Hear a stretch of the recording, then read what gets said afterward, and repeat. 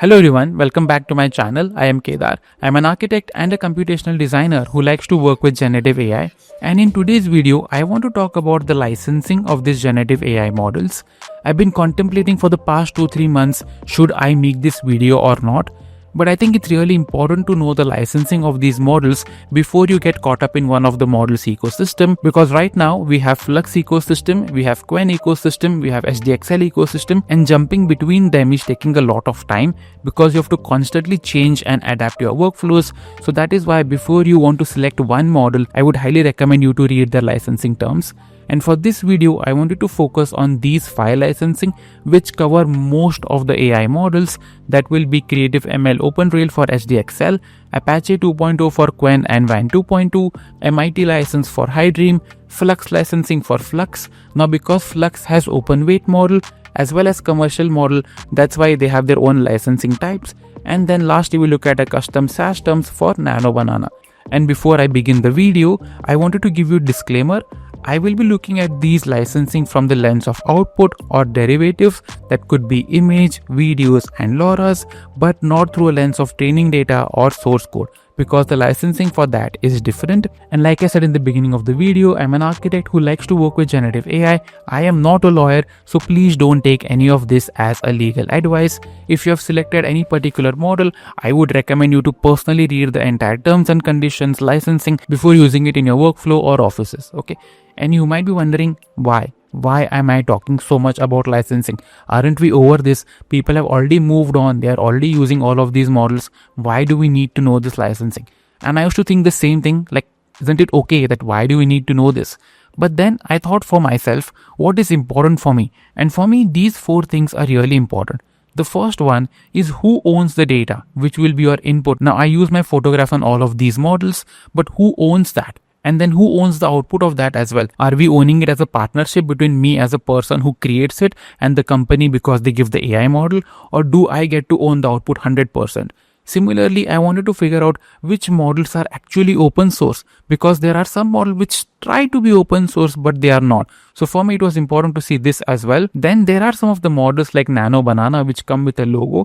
Is it enough to remove the logo and say that, okay, this has no logo and now the images are mine? So I wanted to figure that out as well. And lastly, I wanted to figure out if there are any issue between these AI licensing. Are there some hidden lines which I might have not read of, which will not allow me to sell or use this work in my portfolio? So that's why I wanted to make this video. And again, we'll be focusing on these 5 licensing for sdxl, qwen and WAN, Hydream, Flux and Nano Banana.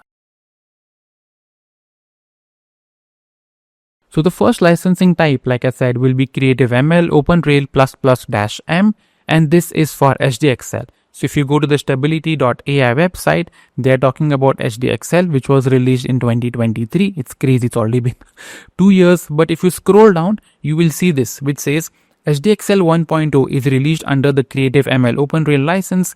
Detail on this can be found here. And when you click here, you will be greeted with this page. And now for this particular license, I'll be focusing on sdxl 1.0 and not for 0.9 or turbo. Most of them have the same licensing. There is a little bit of change that is happening, but for this one, I'm going to focus on sdxl 1.0. Okay.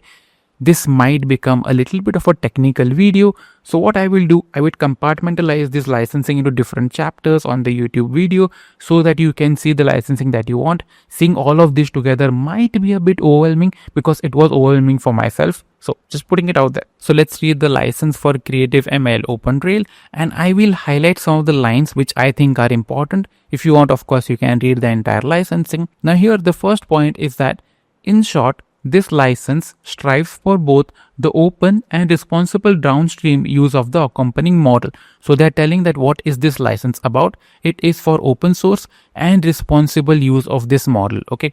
Now, why are they focusing so much on responsibility of this model? And this will reduce later on as we see the licensing, because the filtration process of sdxl was not so comprehensive. For example, this is the filtration process of qwen, and this you see is so comprehensive. And this is what happened this year as well. the models that have come up this year have a lot of filtration process in their input data. That's why they were able to cut down the generation of NSFW content, because the input itself is not there. But with sdxl, that was a problem, and that's why later you will read in the licensing they focus a lot on responsible use of this model, whereas the later licensing don't really talk about it. Okay, so let's read further. Even though downstream derivative versions of the model could be released under different licensing term, the latter will always have to include at minimum the same use-based restrictions as the ones in the original license, this license. Now what they're saying, even if you create derivatives, for example, if you go to Civit AI, you see a lot of derivative of sdxl model. The base licensing will be of the CreativeML OpenRail license. On top of that, you can add your own licensing, but that will be the base. And now let's read further. Now here they're saying, contributor hereby grants to you a perpetual, worldwide, non-exclusive, no charge, royalty-free, irrevocable copyright license to reproduce, prepare, publicly display, publicly perform, sub-license and distribute the complementary material, the model and the derivative of the model. So basically, with this model, you can use it for everything.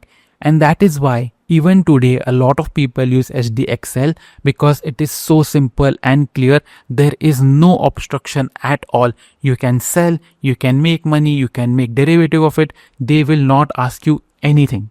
And if you are working with sdxl to grant a patent, you can read the remaining paragraph. But for my use case, this first 4 lines tell me that, okay, everything is mine. I can monetize the output. LoRa's are mine. As long as I create another version of sdxl, I don't even have to worry about the licensing. Now let's read further. Now here they're saying, the restrictions set forth in attachment A are considered use-based restrictions. Therefore, you cannot use the model and the derivative of the model for the specified restrictions uses. Okay. Now let's see what are these restrictions that they're saying you can't use this model for. But before going that, let's see what are the use cases that they're saying. So they are saying you may include creating any content with fine-tuning, updating, running, training, evaluating, and or reparameterizing the model. For any of these use cases you use this model, there will be restricted use cases, which we will see in a minute. I wish these licensing terms were done properly, but there are bits and pieces here and there. So right now, give me a minute. I want to explain something else, and then we will see the restricted use cases. And later they talk about the output. The output you generate, except as set forth herein, licensor claims no right in the output you generate using the model. You are accountable for the output you generate and its subsequent uses. No use of the output can contravene any provision as stated in the license. Okay. So basically what they're saying is whatever images you generate is 100% yours. sdxl will not claim any ownership, which also means that if you do something illegal or wrong, that is up to you. They are not going to come to save you, which I think is good. And if we go ahead, they say nothing in this license permits you to make use of licensor's trademark, trade name, logos, or to otherwise suggest endorsement or misrepresent the relationship between the parties, and any rights not explicitly granted herein are reserved by the licensor. So you can't use their logos, trademarks, nothing you can use. Only your output is yours, which is in my opinion great. But I have also seen a lot of people who are recently making YouTube channels on AI as well. Like, of course, everybody wants to make a YouTube channel on AI, but they are using the logos and trademarks of these companies. Please don't do that. It is not covered. It is illegal to do it. Now let's finally see the restricted uses of this model. So this entire paragraph talks about restricted use cases. I have concised them into this smaller paragraph, which basically tells you you can't use this model to break any laws. You can't use it to harm, exploit, or target minors. You can't use it to create or spread false or harmful information. You cannot use it to share personal data that can harm someone. You cannot use it to discriminate, harass, or exploit people or groups. You cannot use it for medical advice, law enforcement, or legal decisions. Okay, please do not use this for any of these use cases. None of it is covered. If you get caught, it is all up to you. So these are the restrictions that the CreativeML OpenRail license is telling you to use the sdxl model, which in my opinion is good. I don't think anybody should use any of these AI models to create any of this. But of course, we do have a lot of NSFW content. There is deepfake going on left and right. Instagram is getting filled with it. But please be responsible the way you use generative AI models. Do not harm anyone. So this was for CreativeML OpenRail license, which basically gives you 100% freedom, but don't use it for any of these use cases. Okay. If this is a lot to read and comprehend for the first time, which I really understand, what I have done is I have created a concise paragraph that talks about each of this licensing. So after I explain each license, you will have this paragraph. You can take a screenshot of it if you want to have a concise version of it. So CreativeML OpenRail models allows commercial use, but with ethical limits that we saw. You can make money selling images, videos, or LoRa's as long as you follow the license rules. Don't make NSFW illegal or harmful content, and keep the same restrictions if you share derivatives. So if you create another sdxl model, all of these restrictions do follow, but on top of that you can add. And now let's look at the second license, which is Apache 2.0, which, like I said, comes for qwen models as well as WAN models. So if you go to this link, you will find the entire licensing terms and conditions. So if you read this, here they're talking about the copyright license, and this is exactly the same as the OpenRail license. So here they're saying, contributor hereby grants to you a perpetual, worldwide, non-exclusive, no charge, royalty-free, irrevocable copyright license to reproduce, prepare derivative works of, publicly display, publicly perform, sub-license and distribute the work and such derivative work in source or object form. So this is very similar to the OpenRail license, which basically means you can use this model to do anything commercially. You can make money, you can create derivatives, everything is available at your disposal. Okay, now let's see further. Then they say you must give any other recipients of the work or derivative work a copy of this license. Which means, so if you create a LoRa, you need to give this copy of the license, or if you're using, let's say, these models inside of an app, there needs to be this license inside of your app somewhere. It does not mean that all of your work or images need to have this license. It means if you're making derivatives or if you're using it in an app, you need to have this licensing present there. Okay. And the last thing is the trademark, which is again similar to CreativeML. You can't use their trade names, logos, trademarks, similar again to OpenRail licensing. This I think is general for any terms and condition. Don't use anybody's logos and trademarks. And this is the concise version of what Apache 2.0 license is. So this again is an open weight license which allows you for full commercial use. You can make money from images, videos or LoRa's as long as you include the license notice that could be for the LoRa's and app, and don't misuse the trademarks. So this is very simple. You can use the output of qwen and WAN model for anything. And if you might have noticed, there was no restrictions here because, like I said in the beginning, these models have a better filtration process that goes inside the training data of these AI models. So that's why there is no much restrictions. But again, do not use this model for creating harmful content, spreading lies, illegal content. Please don't do that. Okay. Now the next license is the shortest license, which is MIT license, which is used for the high dream model. And the license is only these two paragraphs. Okay. So it's very straightforward. So here they say permission is hereby granted free of charge to any person obtaining a copy of this license and associated documentation files to deal in the software without restrictions, including without limitation the right to use, copy, modify, merge, publish, distribute, sub-license, and or sell copies of the license, and to permit permissions to whom the software is furnished to do so subject to the following conditions. Okay, to similar to again to CreativeML and Apache 2.0, here also you have complete freedom. Output is yours, you can sell it for commercially, but if in case there is some problem with your output, then this is what they say. In no event shall the authors or copyright holders be liable for any claim, damages or other liability, whether in an action or contract, tort or otherwise, arising from, out of or in connection with the software or the use or other dealings in the software. So if you make anything and if there is an action taken against you, you need to figure out on your own. Nobody's going to come and help you. Okay. That's why do not use these models to create anything illegal, harmful. Okay. Then if I combine this in a single paragraph, this is what this license allows you to do. So MIT license model allow full commercial use with almost no limits. You can sell or reshare images, videos, LoRa's freely. So MIT license is super simple. Everything is up to you. If you come up with the claim, that also you have to take care. Whatever you create is up to you. Okay. Now let's go to a problematic licensing, which is Flux. And I will explain you why I'm calling this as a problematic licensing. Okay. So if you go to the Flux licensing here, this is what they say. You need to pay them monthly to sell your images. So each of these models you have to pay $999 per month. That is also only for the 100,000 images. If it goes above that, then you need to pay $0.01 for per image. Now that $999 is around 88,000 INR rupees. And if you want to buy commercial licensing for all of them, which is context, dev, Flux tools, Flux Kriya, it is $3,396 per month.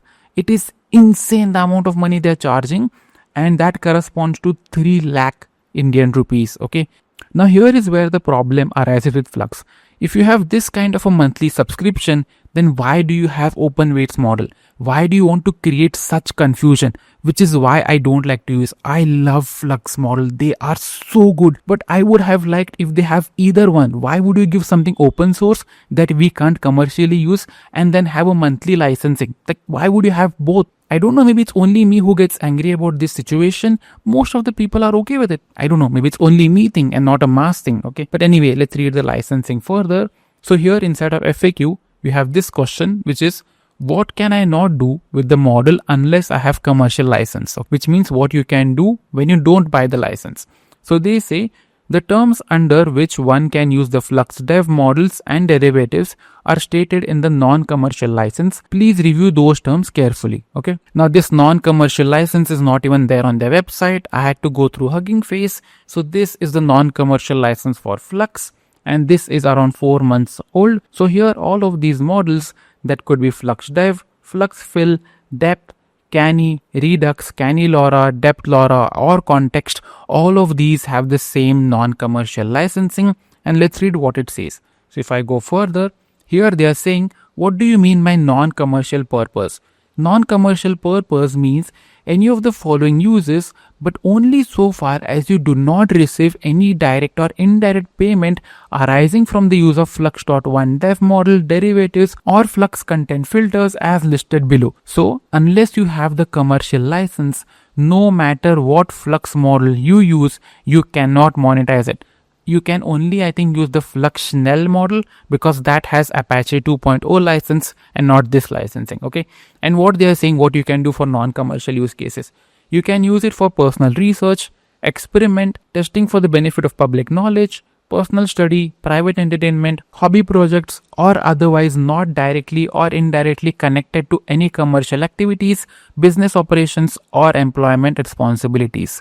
So basically, you cannot make money from Flux through their open weight model unless you have the license. Of course, the license is going to be for the open weight model, but if you do not pay, you cannot monetize it. Okay. And that is why I don't use Flux. Okay. Now let's read further. I'm getting a little bit agitated reading it because this is really problematic. I don't know why nobody talks about it. But anyway, so here in this case, let's talk again about the non-commercial use. You may only access, use, distribute, or create derivatives of the Flux.1 dev model or derivatives for non-commercial purposes if you want to use a Flux dev model or a derivative for any purpose that is not expressly authorized under this license, such as for a commercial activity. You must request a license from company. So again, you cannot monetize your work through Flux. You have to have the commercial license, which even if you use one model, it is $999 per month until you do 100,000 images. After that, you need to again pay $0.01 per image. Okay, absolutely ridiculous. Okay, now here let's talk about outputs. And this is where a lot of confusion arises. I have read a lot of Reddit threads where some people say that you can use Flux freely. Some people are saying you need to have commercial license, and this is because of these two lines. Okay, we claim no ownership rights in and to the outputs. You are solely responsible for the output you generate and their subsequent use in accordance with the license. Okay, fine. You may use output for any purpose, including for commercial purpose, except as expressly prohibited herein. You may not use the output to train, fine-tune, or distill a model that is competitive with the Flux model or Flux context model. Okay, totally fine. We will not use it. Now this is where the confusion arises. why are they saying here including for commercial purposes when clearly you say non-commercial use case you can't use it commercially? Okay, and I think this is what creates more problems with Flux licensing. But if you look at this, which says in accordance with this license, so which means unless you have the commercial license you cannot monetize it. If I am understanding this wrong, you can let me know, but this is what I understand, that unless you have a commercial license you can't monetize it. If you have non-commercial license you can use it for those things that they said, which is for personal research, hobby project and things like that. Okay, so this is what Flux licensing looks like. So even though Flux models are open weight, their license forbids commercial use. So you cannot make money from images, LoRa's made with them unless you buy a commercial license from Black Forest Labs. Okay, and now let's read another point of Flux, which is for API.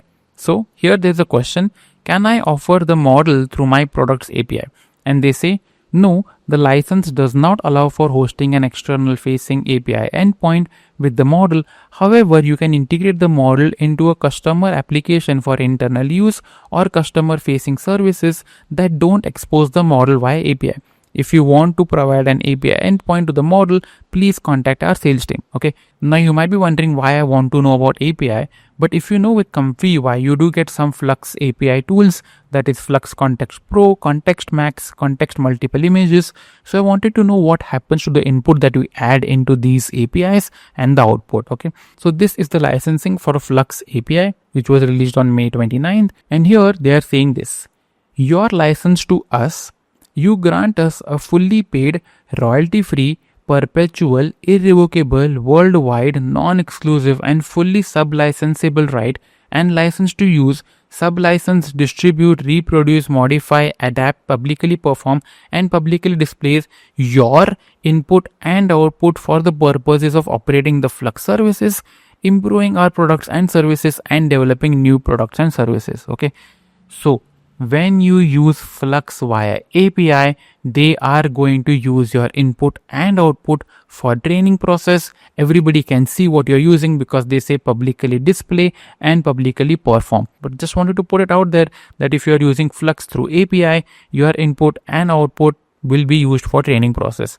which is kind of similar to Midjourney, you know. So if you go to this link, now this is Midjourney's terms and condition.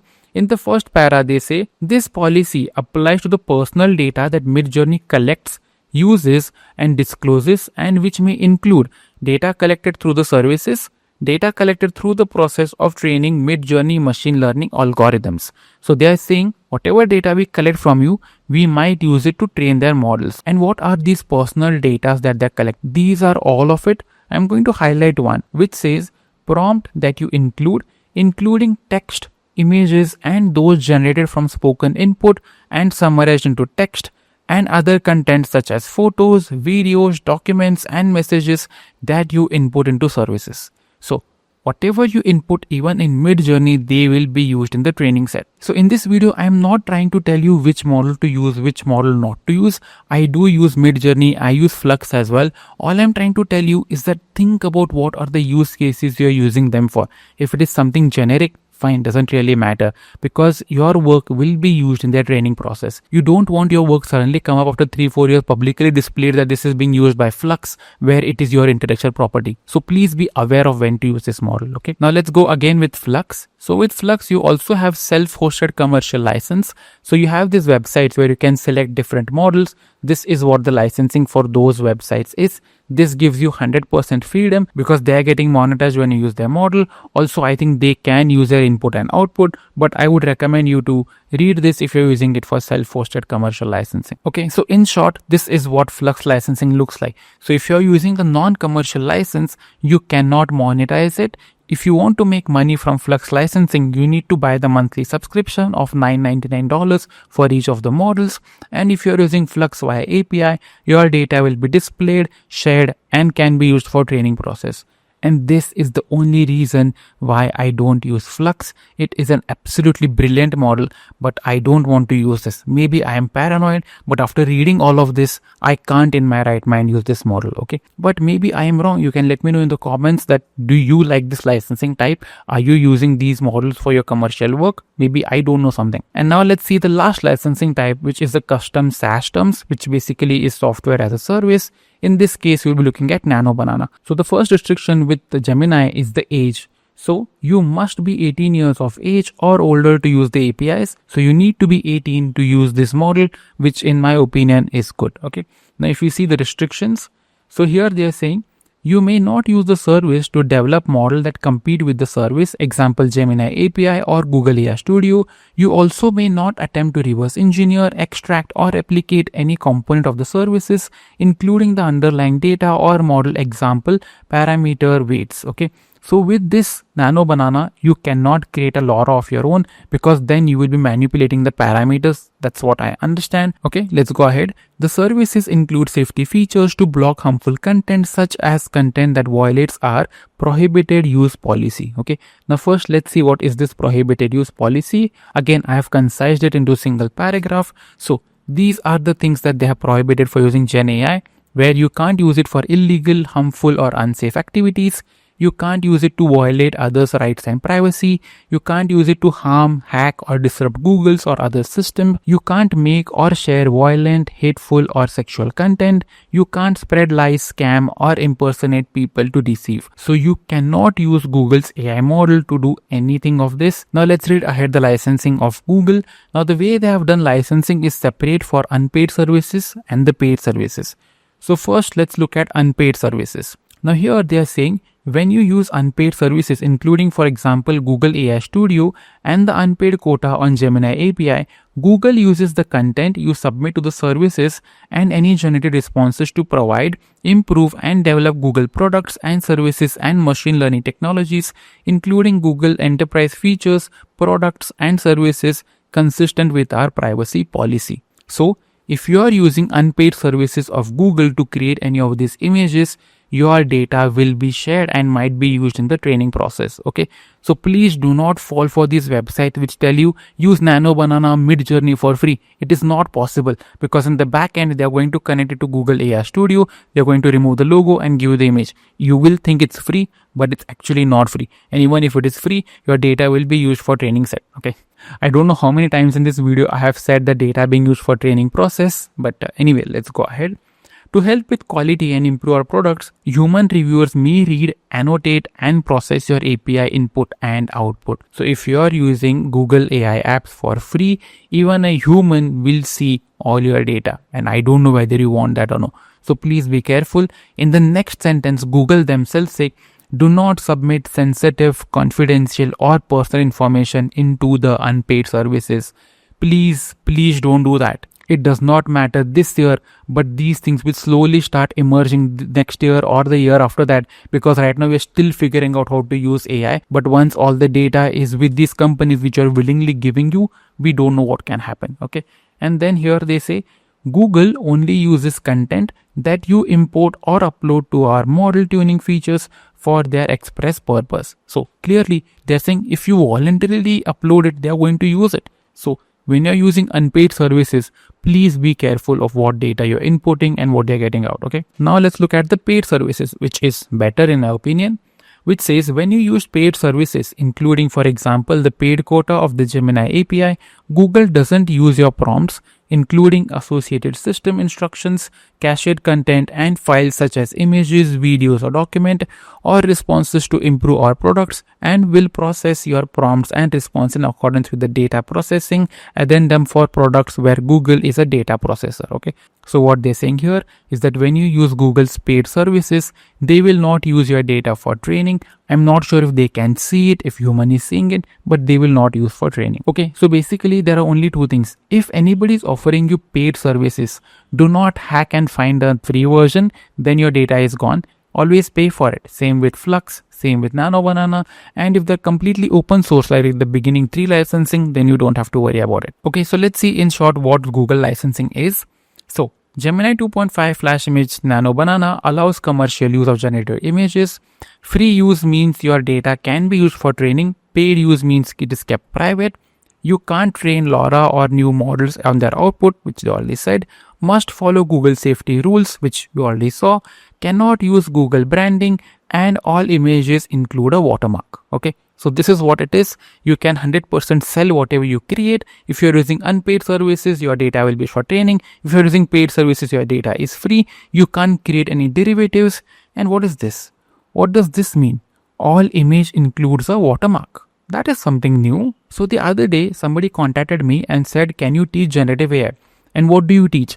I said, I generally teach Comfy UI using open source tools. I don't like to teach Nano Banana and Flux because there is a problem with the licensing, which I don't know what they do with the data. And then he said this to me. He said, everyone is okay with these models now. Why are you so paranoid? And he said, and anyway, how will they know if I use the free version or paid version? And then I started wondering, that is true, no? Am I being simply over paranoid and leaving out on opportunities to teach? And that got me wondering, but it can't be this simple, right? It can't be this simple that you remove a logo and that is your image. So I did an experiment, and this is why this line is there. Images include a watermark, okay? So I took one image of mine, which I generally use for these YouTube videos, and using Comfy UI, it charged me $0.039. And with Google AI Studio, it is free and gave me this logo, okay? And then by simply going to Photoshop, I removed this logo. Nobody knows that exists. And I was like, this can't be that simple. So I went back to Gemini's 2.5 flash image card. I read it again multiple times. And then I read this, which says all images created or edited with Gemini 2.5 flash image will include an invisible synth ID digital watermark so they can be identified as AI generated or edited. And when I read this, I was like, what? There are invisible watermark for our AI generated content? That diamond thing is not the only watermark? And so I went further. I went to this synth ID digital watermark, and this is what it is. So it says a tool to watermark and identify content generated through AI. And you should go to this link and watch this video. It talks about how they are watermarking all these AI generated images. I think there are pros and cons. Pro will be, of course, we will know what is AI generated. Cons is if each company starts doing this, then I don't know who is going to own our work that we do. Okay. So here they say Synth ID is our new watermarking tool designed specifically for AI generated content. It empowers user to identify AI generated or altered content, helping to foster transparency and trust in generative AI. Who is this fostering help, and who wants to know this? That's just something that we need to answer. But anyway, if you go further on this website, it says Synth ID embeds a digital watermark directly into your AI generated images, audio, text or video.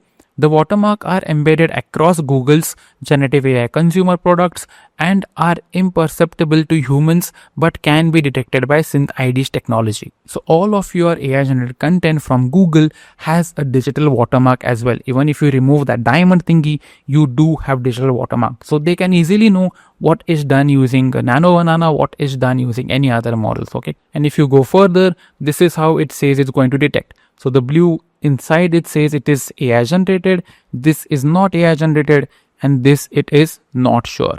So even when you remove logos from any of these AI generated images, especially from Google, they will have an invisible watermark. Okay. And if you want this digital watermarks in your images, you can of course become a partner. They are right now partnering with companies around the world to watermark their AI generated content with Synth ID. Okay, I don't know how this works. So basically all your AI generated content from Nano Banana has a watermark, and I had not expected to find this out when I was making this video. I was like, let me make a simple licensing video, but it's never simple with the world of AI, right? But anyway, now let's compare all of these licensing type, and from here you can select which of these licensing work for your own use cases. Okay, so the first question is it free? So the first three, which is CreativeML, Apache, MIT, is free. Flux, yes, but you can't sell it. Okay, you have to buy the commercial license. And Nano Banana, yes, it is free, but your data will be shared. If you're okay with that, you can use it. In my world, these two are red flags. I will not use it. If I have to use Flux, I will buy a monthly subscription. If I have to use Nano Banana, I will go to an API or pay them so my data is not being used for training process. Okay. Then the next question was, do they use their input data? The first three does not. Flux uses via API, and Nano Banana use it when you don't pay it, but when you use the paid version, they will not use your data. Okay. Then can you sell your outputs? Yes. all of them you can sell your output. With Flux, unless you have the commercial license, then only you can. If not, you cannot. Can you generate LoRa from all of these? Yes, except for Nano Banana. And the last thing was Watermark. So the first three does not. Flux, I am not sure, because once it goes to an API, I does not know what is happening there, right? When I download an open weight model, I know exactly everything is happening because it's on my computer. But once it goes through an API, I don't know what if they leave a digital watermark. So I'm not sure about it. And Nano Banana, yes, there is a watermark. So clearly, there are only two ways of using it. If you want to use free, you go to these three licensing, which is CreativeML, Apache or MIT. If you want to use paid, then go with Flux or SAS, in this case Nano Banana. Do not find anything in between. If you find anything in between, your data is gone. Okay. And I mean, of course, in some cases, even if you use API for Flux, your data is gone. And that is why I stick to open weight models and Comfy UI. You know, recently Comfy UI had a funding of around $17 million. And this is the snippet which I liked, which said why we exist. Open source must win. If a proprietary service dominates, creativity loses. Proprietary services can come and go. Open source lasts forever. With Comfy UI, you will always be able to run workflows on your own machine, on your own terms, even if the internet vanishes. I mean, the amount of API they're releasing, I really am not sure anymore if internet vanishes. Even if the world goes to hell, as long as you have a computer and a source of electricity, Comfy UI will keep generating images. True creativity comes when artists can modify their tools to their needs. That's the soul of Comfy. And this is why I like to work with open source tool. Yes, we can always argue that the amount of API they are releasing, I don't know how much of it is remaining open source right now, but still at least it is open source. Okay. Also, I'm seeing another new trend that new models come up as open source and then they come as a paid version. You might have seen this with WAN recently. WAN 2.2, completely open source. WAN 2.5, there are no models now, you can only use through API. So I don't know what exactly is happening. Right now for this year, I am sticking to open weights and using the first three licensing, only using the Flux and Nano Banana when I feel like, okay, this is the data that I want to share with them. And because there is this variety of licensing that is happening with the generative AI model, I think there is a general problem with Gen AI licensing. And let me tell you why that is. So generally, this is a software spectrum where on one side we have open source tools like Blender and on the other side we have closed tools like Rhino and AutoCAD. Okay. Now what AI licensing has done is create this in-between bridge where I don't know where to put it into. So this is what I'm calling these tools now. So the first one is called pseudo open source tools, because even though they are open source, they are not 100% open source. They come with a lot of restrictions. That could be sdxl, qwen. I do agree that the restrictions are good for us, but then how are they open source? Okay.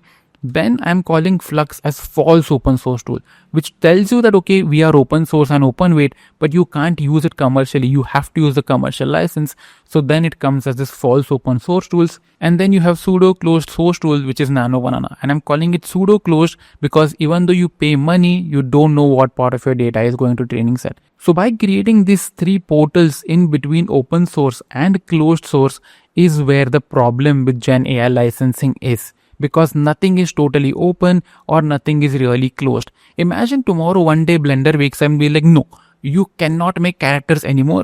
You can only do what we allow you. That's not how it works. Or tomorrow Rhino wakes up and says that, okay, whatever you make model, you earn whatever 1% commission I want. That is not how things work. But it is so okay to do all of this in Gen AI because there are no rules. Anybody is free to do whatever they want. And I took a screenshot of the Blender licensing just to see what it reads like. So this is Blender, which is an open source tool, where here it says, what you create with Blender is your sole property. All your artwork, image or movie files, including the blend files and other data file Blender can write, is free for you to use as you like. That means that Blender can be used commercially by artists, by studios to make animation, film or VFX, by game artists to work on commercial games, by scientists for research, and by students in educational institutions. Blender's GNU GPL license guarantees you this freedom. Nobody is ever permitted to take it away, in contrast to the trial or educational versions of commercial software that will forbid your work in commercial situations. Okay, how simple is this? how easy it is to understand. Yes, there will be people who don't like the license of Blender as well, because since it is open source, when you create libraries, you have to give it to Blender. But for the most part, I think this has to be the way an open source license works. And with Rhino, they say all purchase license are permanent and do not expire. And this is how it should be. Either you be full open source or I pay you and that software is mine. But by creating this portal in between closed and open source, AI has created this inevitable credit doom. You have to pay money or credits per images. And it is not like when you pay this $0.039, you are 100% going to get that image. Never. It is never 100% at the first go. You have to create at least multiple iterations of it. And that is why after working with Gen AI for the past 2 years, I feel like you own nothing unless you choose a specific model. And that is why people ask for prompts, workflows freely. They are like, give me this, give me that. Because the entire world of Gen AI has been created that way, that everything is free, everything is open source, but it's not. You cannot wake up and ask somebody for the Rhino file. You cannot wake up and ask somebody for the Blender file. I know this is going in a weird tangent. Maybe I need to make a video on that. But by creating this portal between an open source and closed source, they are able to create this in-between things where they say they are open source, they say that data is yours, but actually it is not yours, okay? So what is the conclusion of me blabbering so much about licensing? Am I telling you to stop using non-open source tools? No. On the contrary, I'm only telling you to be aware. So this is what I want you to do. This is what I generally do. Figure out what you're willing to share with the company that might use for training data set. So for instance, when I'm working as an architect with Google Earth images, I am okay because, it's fine. Let them share it. Or if there is something super generic like IKEA furniture or some interior spaces, I am really okay. I do not share any personal information. You might have noticed in my AI videos, I only use that one photo of mine. I don't even use any other photos because I don't want to share anything else. So just be aware of what you share. Then if you do not know about licensing terms, please pay for those images to avoid future problems. We already saw that these images are watermarked. You never know when they might contact you in the future. Is this done by paid service or unpaid service? For instance, in architecture firms, we do get messages from Autodesk or Rhino where they say that are you using a paid license or unpaid licenses? So I am sure this will happen, or am I giving them a hint? I'm not sure. But I do think that somewhere down the line, if not this year, maybe next year, they are going to start talking about data and licensing, because right now they're all procuring our data. When Midjourney came in, it was giving you free images. It first started with 50, then 25, then came 5, if I'm not wrong, and now nothing is free. So this is what their strategy is going to be. So think about your data for a second before giving into FOMO, and also about the licensing structure. Really, it will be important, maybe not this year, maybe next year, and if it is, you will remember me, okay? And before we end the video, I do want to say that I do not hate any of these models or the development that is happening in the realm of Gen AI. On the contrary, I absolutely love what is happening, but it is important to know that what is happening with your data, who is using it, are you the owner, who is actually the owner, can you monetize it? These things are really important, and right now nobody is giving importance to it, but trust me, this will come up here or next, okay? So I hope you will like this video. I am not sure if I will keep this video for a long time or take it down, but anyway, thank you for your time. Please do like, share and subscribe, and I'll see you in the next one. Thank you.